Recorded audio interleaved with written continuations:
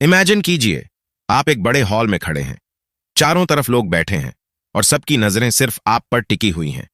उस मोमेंट पर आपके हाथों में माइक है, लेकिन अंदर से दिल इतनी तेज धड़क रहा है कि लगता है सब सुन लेंगे। गला सूखने लगता है, हथेलियां पसीने से भीग जाती हैं और दिमाग जैसे ब्लैंक हो जाता है। यही है वो डर जिसे हम कहते हैं पब्लिक स्पीकिंग का डर। ये डर लगभग हर इंसान ने फील किया है, लेकिन यह भी सच है कि अगर आप इस डर को जीत लेते हैं तो आपकी जिंदगी पूरी तरह बदल सकती है। पब्लिक स्पीकिंग सिर्फ स्टेज पर बोलने की स्किल नहीं है। ये एक ऐसी ताकत है जो आपके करियर, कॉन्फिडेंस और रिलेशनशिप्स को नए लेवल पर ले जाती है। जो इंसान क्राउड के सामने खड़े होकर कॉन्फिडेंटली अपनी बात रख सकता है, दुनिया उसकी बात ध्यान से सुनती है और उसे ऑटोमेटिकली रिस्पेक्ट देती है। अब सोचिए, एक इंसान जिसके पास आइडियाज बहुत हैं, नॉलेज बहुत है, लेकिन जब बोलने का वक्त आता है वो चुप रह जाता है। उसकी सारी काबिलियत उसके अंदर ही दबी रह जाती है। यही फर्क है एक अच्छे थिंकर और एक अच्छे कम्युनिकेटर में। नॉलेज तब तक बेकार है जब तक आप उसे एक्सप्रेस न कर पाओ। और यही कारण है कि पब्लिक स्पीकिंग को आज की दुनिया की सबसे पावरफुल स्किल्स में से एक माना जाता है। लेकिन लोग डरते क्यों हैं? इसका जवाब हमारी बायोलॉजी में छिपा है। हजारों साल पहले सर्वाइवल ग्रुप्स पर डिपेंड करता था। अगर पूरा ग्रुप आपको रिजेक्ट कर देता तो सर्वाइवल मुश्किल हो जाता। यही रीजन है कि जब भी हम किसी बड़े ग्रुप के सामने बोलते हैं, हमारा दिमाग इसे खतरे की सिचुएशन मान लेता है। नतीजा ये कि दिल तेज धड़कता है, सांसें तेज हो जाती हैं और शरीर नर्वस हो जाता है। हिस्ट्री उठाकर देखो तो बड़े बड़े लीडर्स भी इसी डर से गुजरे हैं। एब्राहम लिंकन अपने पहले स्पीच पर कांप रहे थे।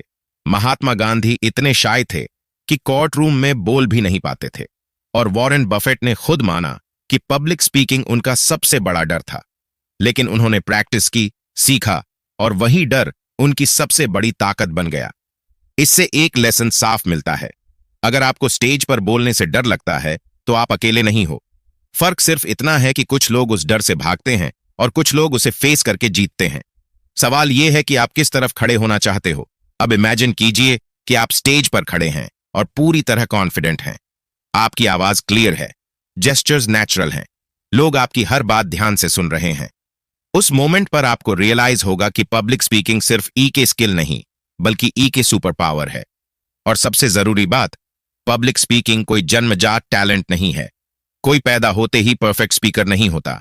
ये एक स्किल है और हर स्किल की तरह आईएसई भी सही मेथड्स और रेगुलर प्रैक्टिस से मास्टर किया जा सकता है। जैसे ड्राइविंग शुरुआत में ऑकवर्ड लगती है, लेकिन धीरे धीरे नेचुरल बन जाती है, वैसे ही पब्लिक स्पीकिंग भी धीरे धीरे इजी और नेचुरल बनती है। तो आज से अपने माइंड में फिक्स कर लो, मैं स्पीकर बन सकता हूं। चाहे आप स्टूडेंट हो, प्रोफेशनल हो या ई के बिगिनर, डजंट मैटर। फर्क सिर्फ इतना है कि आप प्रैक्टिस करने को रेडी हो या नहीं। और याद रखो, दुनिया का हर महान वक्ता एक दिन बिगिनर ही था। द बुकिश लाइफ की इस जर्नी में हम स्टेप बाय स्टेप एक्सप्लोर करेंगे कि कैसे डर को कंट्रोल किया जाए, कॉन्फिडेंस बिल्ड किया जाए, बॉडी लैंग्वेज और वॉइस को मास्टर किया जाए और ऑडियंस को एंगेज किया जाए। सब प्रैक्टिकल बातें होंगी जिन्हें आप अपने लाइफ में तुरंत यूज कर सकोगे, क्योंकि आखिर में दुनिया उसी की सुनती है जो बोलने की हिम्मत रखता है। और यह हिम्मत आपके अंदर पहले से मौजूद है, बस आपको उसे बाहर निकालना है। सोचिए, आपको क्राउड के सामने बुलाया गया है और जैसे ही आपका नाम लिया गया, आपके दिल की धड़कन तेज हो गई, गला सूखने लगा, हथेलियों में पसीना और दिमाग एकदम खाली। यही है वो एक्सपीरियंस जिसे हम स्टेज फियर कहते हैं। और सच मानिए, ये दुनिया के सबसे कॉमन फियर्स में से एक है। असल में ये डर हमारे दिमाग का डिफेंस सिस्टम है। जब हम किसी बड़े ग्रुप के सामने आते हैं तो ब्रेन ऑटोमेटिकली सोचता है कि यह सिचुएशन रिस्की है। पुराना सर्वाइवल इंस्टिंक्ट एक्टिवेट हो जाता है और बॉडी फाइट और फ्लाइट मोड में चली जाती है। रिजल्ट, दिल तेज धड़कता है, सांसें फास्ट हो जाती हैं और आपको लगता है कि आप कंट्रोल खो रहे हैं। लेकिन असली ट्रिक यह है कि इस डर को दुश्मन मत समझो। नर्वसनेस दरअसल एनर्जी है जो आपको ज्यादा अलर्ट और एक्टिव बनाती है। अगर आप इसे कंट्रोल करना सीख लो तो यही एनर्जी आपकी सबसे बड़ी ताकत बन सकती है। अब सवाल उठता है, कंट्रोल कैसे करें? पहला स्टेप है अवेयरनेस। अगली बार जब भी हार्ट बीट तेज हो, खुद से कहो, ये डर नहीं, ये एक्साइटमेंट है। बस ये छोटा सा रिफ्रेम आपको काल्म कर देगा। दूसरा स्टेप है ब्रीदिंग। एक सिंपल टेक्निक है 4-7-8 रूल। 4 सेकंड तक डीप इनहेल, 7 सेकंड तक होल्ड और 8 सेकंड तक धीरे धीरे एक्सहेल। ये टेक्निक इंस्टेंट तरीके से आपकी बॉडी को रिलैक्स करती है और दिमाग को स्टेबल बनाती है। तीसरा स्टेप है विजुअलाइजेशन। स्टेज पर जाने से पहले इमेजिन कीजिए कि ऑडियंस मुस्कुरा रही है, आपके वर्ड्स एंजॉय कर रही है। विजुअलाइजेशन आपके ब्रेन को पॉजिटिव पिक्चर देता है और डर ऑटोमेटिकली कम हो जाता है। और चौथा स्टेप है ग्रेजुअल एक्सपोजर। डायरेक्ट बड़ी स्टेज पर मत कूदो। पहले मिरर के सामने बोलो, फिर दोस्तों या फैमिली के सामने प्रैक्टिस करो, फिर छोटे छोटे ग्रुप्स में ट्राई करो। धीरे धीरे आपका दिमाग सीख जाएगा कि यह खतरनाक नहीं है। याद रखो, कोई भी फियर एक दिन में गायब नहीं होता, लेकिन हर बार जब आप डर के बावजूद बोलते हो, आपका कॉन्फिडेंस डबल होता है। और एक दिन वो डर इतना छोटा लगने लगेगा कि आप खुद सोचोगे, मैं इससे क्यों डरता था। सबसे मजेदार बात यह है कि ऑडियंस को आपके डर का आधा भी पता नहीं चलता। वो लोग आपकी आवाज, आपके शब्द और आपके एक्सप्रेशंस पर ध्यान देते हैं, न कि आपके अंदर की घबराहट पर। तो अगली बार जब भी नर्वस फील करो, उसे छुपाने की कोशिश मत करना। उस एनर्जी को एपीएनई डिलीवरी में डाल दो और देखना कैसे वही नर्वसनेस आपको कॉन्फिडेंट और पावरफुल बना देगी। पब्लिक स्पीकिंग में सबसे बड़ी ताकत है कॉन्फिडेंस। अगर अंदर से आप डर रहे हो तो ऑडियंस तुरंत महसूस कर लेती है, और अगर आप कॉन्फिडेंट हो तो छोटे मोटे मिस्टेक्स भी लोग इग्नोर कर देते हैं। अब सवाल यह है, यह कॉन्फिडेंस आता कहां से है? सबसे पहले समझना होगा कि कॉन्फिडेंस कोई मैजिक नहीं है। यह एक मसल की तरह है, जितना यूज करोगे उतना स्ट्रांग होगा। और इस मसल को स्ट्रांग बनाने के लिए 3 चीजें सबसे जरूरी हैं: प्रेपरेशन, सेल्फ इमेज और प्रैक्टिस। प्रेपरेशन से शुरू करते हैं। जब आपको पता होता है कि आप किस टॉपिक पर बोलने वाले हो, आपके पास अच्छे एग्जाम्पल्स रेडी हैं और स्पीच की स्ट्रक्चर क्लियर है, तो अपने आप कॉन्फिडेंस बढ़ जाता है। नर्वसनेस का आधा हिस्सा आता ही तब है जब हमें लगता है कि हम तैयार नहीं हैं। इसलिए रूल सिंपल है, जितनी ज्यादा प्रेपरेशन उतना ज्यादा कॉन्फिडेंस। अब आती है सेल्फ इमेज की बात। हम जैसे खुद को देखते हैं वैसे ही बिहेव करते हैं। अगर आप अपने दिमाग में खुद को एक कमजोर, शर्मीला इंसान मानते हो, तो स्टेज पर भी वैसे ही बिहेव करोगे। लेकिन अगर रोज अपने आप से कहते हो, मैं एक कॉन्फिडेंट स्पीकर हूं, लोग मेरी बात ध्यान से सुनते हैं, तो धीरे धीरे आपका दिमाग इसे सच मानने लगेगा। पॉजिटिव सेल्फ टॉक और एफर्मेशंस कॉन्फिडेंस के लिए बेहद पावरफुल टूल हैं। तीसरी चीज है प्रैक्टिस। कॉन्फिडेंस का असली सीक्रेट यही है, जितना ज्यादा बोलोगे उतना डर कम होगा। मिरर प्रैक्टिस करो, अपनी रिकॉर्डिंग सुनो, छोटे ग्रुप्स में बोलो। हर बार प्रैक्टिस करने से आपका माइंड यह सीखता है कि पब्लिक स्पीकिंग कोई खतरा नहीं, बल्कि एक नॉर्मल एक्टिविटी है। एक और पावरफुल तरीका है छोटे विन्स कलेक्ट करना। पहले 1 मिनट का स्पीच दो, फिर 3 मिनट का, फिर 5 मिनट का। हर बार जब आप सक्सेसफुल होते हो, आपके अंदर यह बिलीफ स्ट्रांग होता है कि मैं कर सकता हूं। यही बिलीफ आगे चलकर बड़े स्टेज पर भी आपको स्टेबल रखेगा। और सबसे जरूरी बात, कॉन्फिडेंट दिखने के लिए पहले कॉन्फिडेंट एक्ट करो। बॉडी लैंग्वेज को ओपन रखो, शोल्डर स्ट्रेट रखो और आई कांटेक्ट मेंटेन करो। ये जेस्चर्स न सिर्फ ऑडियंस को सिग्नल देते हैं कि आप कॉन्फिडेंट हो, बल्कि आपके दिमाग को भी बताते हैं कि मैं कंट्रोल में हूं। धीरे धीरे ये सारी छोटी छोटी चीजें मिलकर एक मजबूत फाउंडेशन बनाती हैं। फिर स्टेज पर जाकर आपको एक्ट करने की जरूरत नहीं होगी। कॉन्फिडेंस सच में आपके अंदर से आएगा। और जब यह नेचुरल कॉन्फिडेंस आ जाता है, तो आपकी आवाज, आपके जेस्चर्स और आपके वर्ड्स सब पावरफुल बन जाते हैं। ऑडियंस सिर्फ सुनती ही नहीं, महसूस भी करती है। पब्लिक स्पीकिंग में सबसे बड़ा डर होता है कि कहीं हम बीच में अटक न जाएं या ऑडियंस को हमारी बात समझ न आए। इसका सबसे आसान समाधान है अपनी स्पीच को सही स्ट्रक्चर देना। जब स्पीच की शुरुआत, बीच और अंत क्लियर होता है, तो बोलते समय माइंड रिलैक्स रहता है और ऑडियंस भी आसानी से कनेक्ट कर पाती है। सबसे पहले आती है शुरुआत। स्पीच की ओपनिंग उतनी ही जरूरी है जितनी किसी किताब का पहला पन्ना। अगर शुरुआत डल होगी तो ऑडियंस का ध्यान तुरंत हट जाएगा। ओपनिंग हमेशा इंगेजिंग होनी चाहिए। आप एक सवाल पूछ सकते हो, एक छोटी कहानी सुना सकते हो या कोई शॉकिंग फैक्ट बता सकते हो। इससे ऑडियंस अलर्ट हो जाती है और आगे सुनने के लिए उत्सुक रहती है। अब बात आती है मिडिल पार्ट की। यह आपकी स्पीच का कोर है, जहां आप मेन पॉइंट्स बताते हो। मिडिल पार्ट को हमेशा 3 हिस्सों में डिवाइड करना सबसे आसान तरीका है।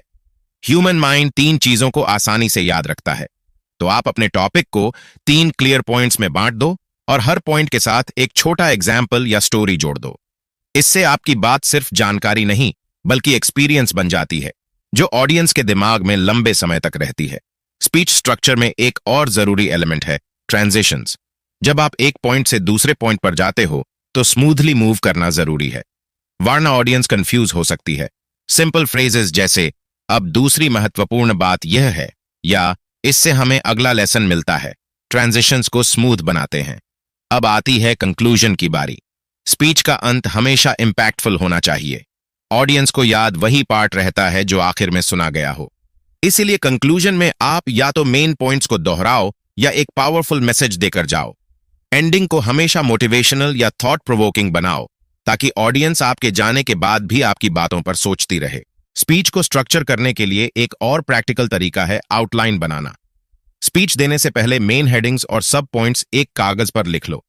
इससे आपको पता रहेगा कि किस फ्लो में बोलना है। स्टेज पर अगर आप थोड़ा नर्वस भी हो जाओ तो माइंड ऑटोमेटिकली आउटलाइन को रिकॉल कर लेगा। और याद रखो, स्ट्रक्चर्ड स्पीच सिर्फ ऑडियंस के लिए नहीं, आपके लिए भी एक सेफ्टी नेट है। यह आपको फोकस में रखती है, स्पीच को लंबा छोटा होने से बचाती है और सबसे बढ़कर आपको कॉन्फिडेंस देती है। जब आप इस तरह अपनी स्पीच को स्ट्रक्चर करते हो तो आपके वर्ड्स एक फ्लो की तरह बहते हैं। ऑडियंस को लगता है कि आप प्रिपेयर्ड और कॉन्फिडेंट हो और यही इंप्रेशन आपको एक बेहतर स्पीकर बनाता है। पब्लिक स्पीकिंग में सिर्फ यह मायने नहीं रखता कि आप क्या बोल रहे हो, बल्कि यह भी उतना ही जरूरी है कि आप कैसे बोल रहे हो। ऑडियंस सिर्फ आपके वर्ड्स नहीं सुनती, बल्कि आपकी बॉडी लैंग्वेज और वॉइस मॉड्यूलेशन से भी आपके मैसेज को महसूस करती है। सबसे पहले बॉडी लैंग्वेज की बात करते हैं। स्टेज पर खड़े होने का तरीका बहुत कुछ कह देता है। अगर आप झुके हुए शोल्डर के साथ खड़े हो या बार बार हाथ बांध रहे हो तो ऑडियंस को लगेगा कि आप नर्वस हो। लेकिन अगर आप स्ट्रेट पोस्चर में खड़े हो, शोल्डर्स खुले हुए हैं और मूवमेंट्स कंट्रोल्ड हैं, तो लोगों को लगेगा कि आप कॉन्फिडेंट हो।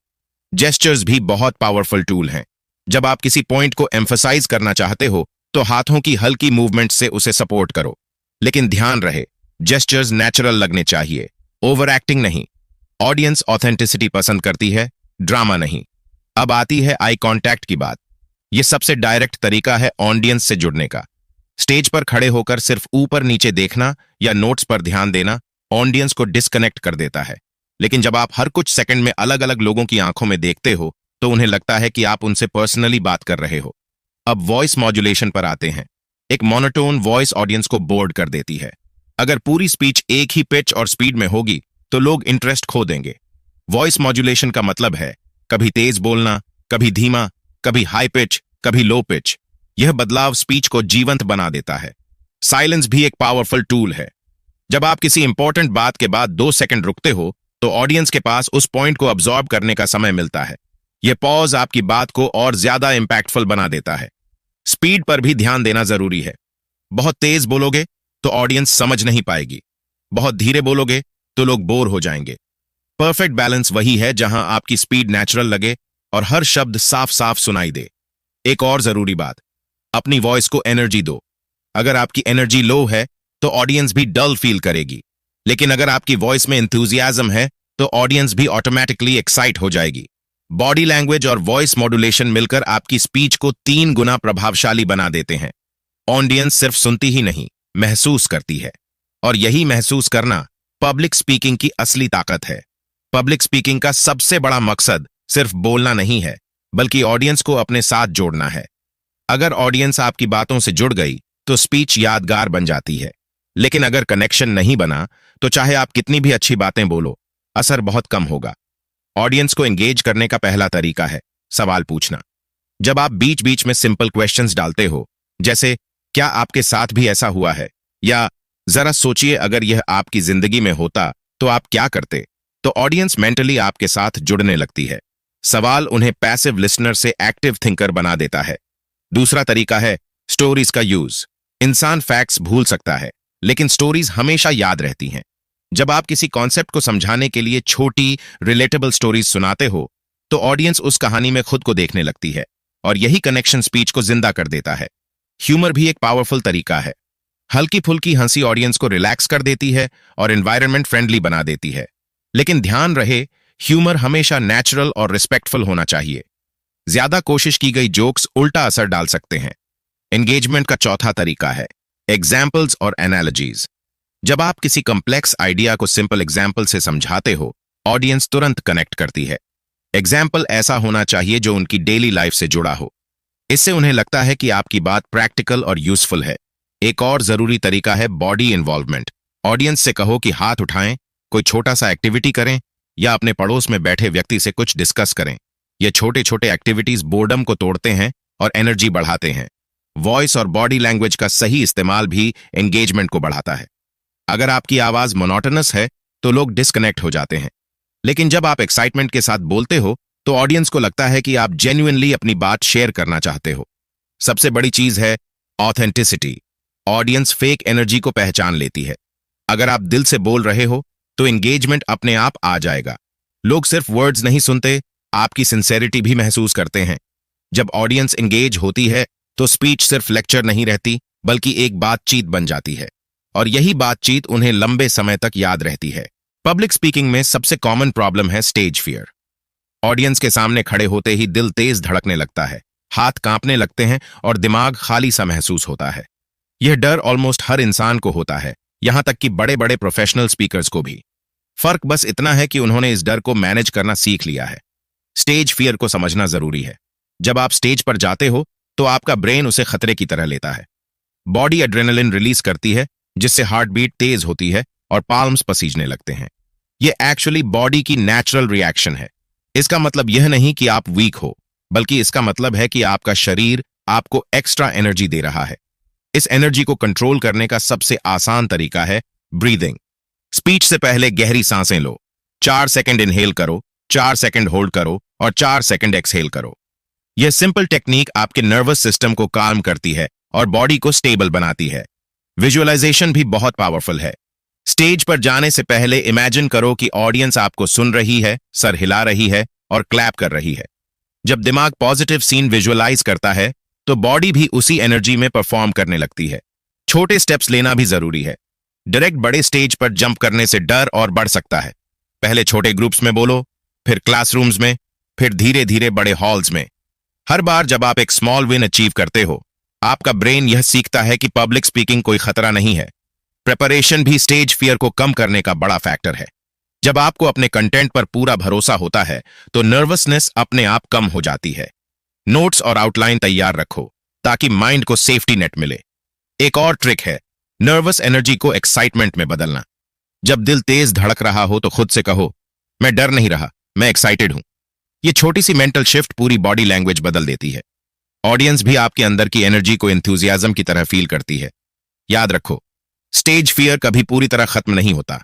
हर बार स्टेज पर जाने से पहले हल्की नर्वसनेस होगी, लेकिन यही नर्वसनेस आपको अलर्ट रखती है और आपकी परफॉर्मेंस को बेटर बनाती है।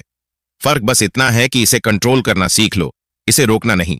जब आप ब्रीदिंग, विजुअलाइजेशन, छोटे स्टेप्स और प्रिपरेशन को अपनी हैबिट बना लेते हो तो स्टेज फियर आपके लिए एनिमी नहीं बल्कि साथी बन जाता है।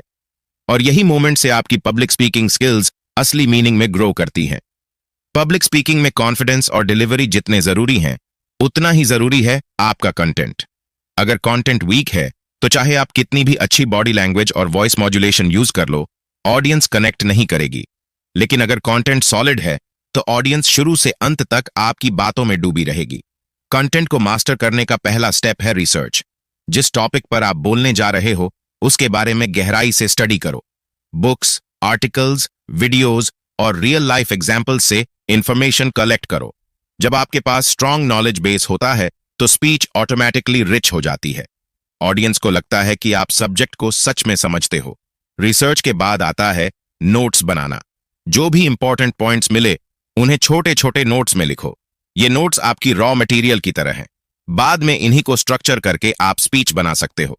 नोट्स हमेशा सिंपल और क्लियर होने चाहिए ताकि स्टेज पर जाते समय आपको क्विक रिकॉल मिल सके। कंटेंट को हमेशा ऑडियंस सेंट्रिक बनाओ। सोचना यह नहीं कि मुझे क्या बोलना है, बल्कि यह कि ऑडियंसेस को क्या सुनना है। अगर आप टीनेजर्स से बात कर रहे हो तो एग्जाम्पल्स उनकी दुनिया से होने चाहिए। अगर प्रोफेशनल से बात कर रहे हो तो एग्जाम्पल्स उनके वर्क लाइफ से रिलेटेड होने चाहिए। ऑडियंस के लेवल और इंटरेस्ट को समझना ही कंटेंट को पावरफुल बनाता है। स्टोरीज और एग्जाम्पल्स को कंटेंट का हिस्सा बनाना भी जरूरी है। सिर्फ थ्योरीज या फैक्ट्स सुनाकर ऑडियंस को एंगेज नहीं किया जा सकता, लेकिन जब आप रियल लाइफ स्टोरीज, एनालॉजीज और प्रैक्टिकल एग्जाम्पल्स जोड़ते हो तो आपकी बातें यादगार बन जाती हैं। कंटेंट को मास्टर करने का एक और तरीका है आउटलाइन बनाना। मेन पॉइंट्स और सब पॉइंट्स को एक लॉजिकल ऑर्डर में रखो। इससे आपका कंटेंट फ्लो में रहेगा और कहीं भी रैंडम जंप नहीं करेगा। आउटलाइन आपके लिए मैप की तरह है। जिससे स्पीच का रास्ता क्लियर रहता है। प्रैक्टिस करते समय कंटेंट को लाउड पढ़ो और सुनो कि वह कैसा लग रहा है। कभी कभी पेपर पर लिखा हुआ अच्छा लगता है, लेकिन बोलने पर डल लगता है। इसलिए रिहर्स करते समय कंटेंट को एडजस्ट करो। और याद रखो, कंटेंट ओवरलोड से बचना जरूरी है। ऑडियंस हर डिटेल याद नहीं रखेगी, उन्हें सिर्फ कोर मैसेज चाहिए। इसलिए स्पीच में वही पॉइंट्स डालो जो सबसे रेलेवेंट और इंपैक्टफुल हों। जब आप रिसर्च, नोट्स, ऑडियंस अंडरस्टैंडिंग और स्टोरीज का सही कॉम्बिनेशन बनाते हो, तो आपका कंटेंट सिर्फ इंफॉर्मेशन नहीं रहता, बल्कि ट्रांसफॉर्मेशन बन जाता है। और यही डिफरेंस है एक ऑर्डिनरी स्पीच और मेमोरेबल स्पीच में। पब्लिक स्पीकिंग एक स्किल है, और हर स्किल की तरह इसे मास्टर करने का सबसे बड़ा तरीका है प्रैक्टिस। आप जितना ज्यादा प्रैक्टिस करोगे, उतना ही ज्यादा कॉन्फिडेंट और नेचुरल लगोगे। प्रैक्टिस करने का पहला स्टेप है मिरर प्रैक्टिस। आईने के सामने खड़े होकर अपनी पूरी स्पीच बोलो। इससे आपको अपनी बॉडी लैंग्वेज दिखेगी, कहां आप ज्यादा स्टिफ लग रहे हो, कहां जेस्चर्स नेचुरल नहीं है, कहां आई कांटेक्ट वीक लग रहा है। मिरर प्रैक्टिस आपको अपने ही परफॉर्मेंस का ऑनेस्ट रिव्यू देती है। दूसरा स्टेप है रिकॉर्डिंग। मोबाइल या कैमरा से अपनी स्पीच रिकॉर्ड करो और बाद में खुद सुनो और देखो। रिकॉर्डिंग आपको ऑडियंस की नजर से खुद को देखने का मौका देती है। शुरुआत में अपनी आवाज या जेस्चर्स अजीब लग सकते हैं, लेकिन यही अवेयरनेस इंप्रूवमेंट की पहली सीढ़ी है। प्रैक्टिस का तीसरा तरीका है स्मॉल ग्रुप्स में बोलना। फैमिली, फ्रेंड्स या क्लासमेट्स को ऑडियंस बनाओ और उनके सामने स्पीच दो। छोटे ग्रुप्स में बोलने से रियल टाइम रिएक्शंस दिखते हैं और नर्वसनेस धीरे धीरे कम होती है। अब बात करते हैं फीडबैक की। प्रैक्टिस तभी यूजफुल है जब आपको पता हो कि कहां सुधार करना है। फीडबैक लेने से आप अपनी हिडन मिस्टेक्स पकड़ पाते हो। ऑडियंस से पूछो, क्या मेरी बात क्लियर थी? कहां आपको इंटरेस्ट कम लगा? मेरी स्पीड कैसी लगी? ये सिंपल क्वेश्चंस आपको वैल्यूएबल इंसाइट्स देंगे। फीडबैक को ईगो से मत जोड़ो। अगर कोई कहता है कि आपकी वॉइस मोनोटोनस थी या जेस्चर्स ज्यादा थे, तो उसे पर्सनल अटैक मत समझो। यह इंप्रूवमेंट का मौका है। ग्रेट स्पीकर्स भी लगातार फीडबैक लेते हैं और खुद को रिफाइन करते रहते हैं। प्रैक्टिस करते समय एक और चीज जरूरी है, कंसिस्टेंसी। सिर्फ एक दो बार प्रैक्टिस करने से फर्क नहीं पड़ेगा। रेगुलर प्रैक्टिस को हैबिट बनाना होगा। डेली 10 से 15 मिनट भी अगर आप बोलते हो, तो लॉन्ग टर्म में मैसिव इंप्रूवमेंट दिखेगा। एक और इफेक्टिव तरीका है स्पीच क्लब्स ज्वाइन करना, जैसे टोस्ट मास्टर्स या लोकल स्पीकिंग ग्रुप्स। यहां आपको रियल ऑडियंस और रेगुलर फीडबैक दोनों मिलते हैं। यह ग्रोथ के लिए सबसे प्रोडक्टिव एनवायरनमेंट होता है। प्रैक्टिस और फीडबैक मिलकर आपके अंदर ग्रेजुअल लेकिन परमानेंट इंप्रूवमेंट लाते हैं। शुरुआत में प्रोग्रेस स्लो लगेगी, लेकिन कुछ ही महीनों में आप खुद डिफरेंस महसूस करोगे। ऑडियंस भी आपकी क्लैरिटी, कॉन्फिडेंस और डिलीवरी को नोटिस करेगी। याद रखो, कोई भी स्पीकर बॉर्न परफेक्ट नहीं होता। हर सक्सेसफुल स्पीकर ने काउंटलेस आवर्स प्रैक्टिस की है और फीडबैक से खुद को बेटर बनाया है। अगर आप भी यही प्रोसेस फॉलो करोगे, तो पब्लिक स्पीकिंग आपके लिए सेकंड नेचर बन जाएगी। पब्लिक स्पीकिंग में फैक्ट्स और फिगर्स इंपॉर्टेंट हैं, लेकिन ऑडियंस को सबसे ज्यादा एंगेज करती हैं स्टोरीज। स्टोरीज केवल इंफॉर्मेशन नहीं देती, बल्कि इमोशंस, एक्सपीरियंसेस और कनेक्शन भी पैदा करती हैं। यही स्टोरी टेलिंग की असली मैजिक है। स्टोरी टेलिंग का पहला रूल है रिलेटेबल होना। ऑडियंस को तभी कहानी पसंद आएगी जब उसमें वे खुद को देख सकें। सिंपल एग्जाम्पल्स लो, जैसे स्कूल लाइफ, ऑफिस स्ट्रगल्स या डेली लाइफ सिचुएशंस। जब लोग खुद को कहानी में पाते हैं, तो उनके लिए मैसेज अब्सॉर्ब करना आसान हो जाता है। स्टोरीज में स्ट्रक्चर बहुत इंपॉर्टेंट है। हर अच्छी स्टोरी में एक बिगिनिंग, मिडल और एंड होना चाहिए। बिगिनिंग में अटेंशन ग्रैब करो, कोई सरप्राइजिंग फैक्ट या हुक यूज करो। मिडल में कॉन्फ्लिक्ट या चैलेंज इंट्रोड्यूस करो। एंड में सॉल्यूशन या लर्निंग डिलीवर करो। ऑडियंस तब तक कनेक्ट रहती है जब तक स्टोरी कंप्लीट नहीं होती। इमोशन ऐड करना भी स्टोरी टेलिंग का की एलिमेंट है। सिर्फ इंफॉर्मेशन सुनाना बोरिंग लगता है, लेकिन अगर आप अपनी कहानी में एक्साइटमेंट, फियर, सरप्राइज या ह्यूमर डालते हो, तो ऑडियंस फील करती है। इमोशंस ही मेमोरी को स्ट्रांग बनाते हैं। स्टोरी टेलिंग में पर्सनल टच जोड़ना भी पावरफुल है। अपनी लाइफ एक्सपीरियंसेस शेयर करो। Real life mistakes, lessons, achievements, ये सब ऑडियंस के लिए क्रेडिबल और इंस्पायरिंग होते हैं। लोग सिर्फ थ्योरी नहीं सुनना चाहते, उन्हें ह्यूमन कनेक्शन चाहिए। टाइमिंग और पॉजेस भी स्टोरीज में मैटर करते हैं। इंपॉर्टेंट पॉइंट पर थोड़ी पॉज लो, सस्पेंस क्रिएट करो। यह ऑडियंस की अटेंशन होल्ड करता है और कहानी को इंपैक्टफुल बनाता है। वॉइस मॉड्यूलेशन का भी इस्तेमाल करो। एक्साइटमेंट वाले पार्ट्स में तेज और एनर्जी भरी वॉइस, सैड या इमोशनल पार्ट्स में स्लो और सॉफ्ट टोन। एक और टिप, एनालॉजीज और मेटाफॉर्स का यूज करो। कॉम्प्लेक्स आइडियाज को सिंपल कंपैरिजंस में बदलना स्टोरी को आसान और मेमोरेबल बनाता है।